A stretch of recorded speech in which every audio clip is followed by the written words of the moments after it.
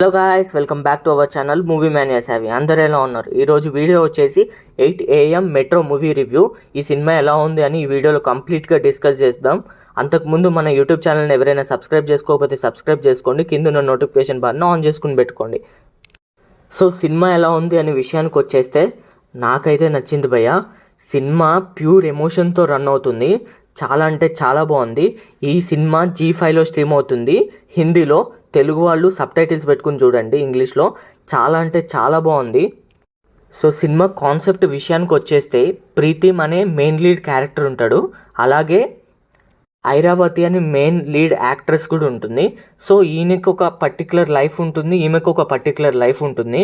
వీళ్ళిద్దరూ ఒకరోజు 8 AM మెట్రోలో కలుసుకుంటారు. తర్వాత ఏం జరుగుతుంది అనేదే మూవీ కాన్సెప్ట్. వీళ్ళిద్దరి యాక్టింగ్ అయితే వేరే లెవెల్ అని చెప్పుకోవాలి. నాకైతే చాలా బాగా నచ్చింది.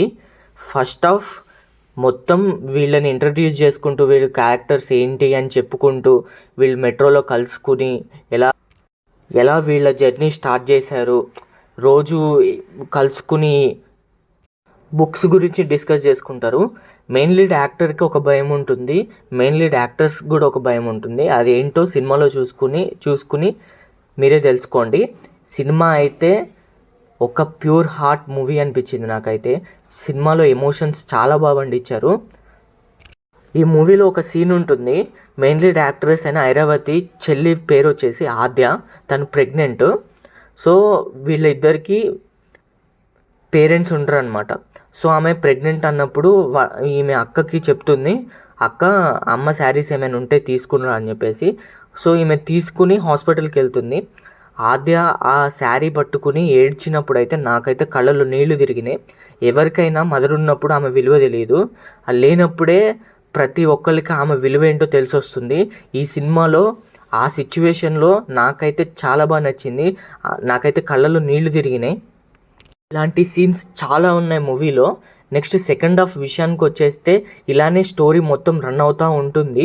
సో సెకండ్ హాఫ్ లాస్ట్లో మనకి ట్విస్ట్ రివీల్ చేస్తారు. ఆ రివీల్ అయితే వేరే లెవెల్ అని చెప్పుకోవాలి. సో ఈ మూవీ డ్యూరేషన్ వచ్చేసి 2 hours.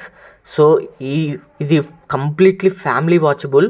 ఈ మూవీలో ఫోన్స్ బదులు బుక్స్ని బాగా రిఫర్ చేస్తారు.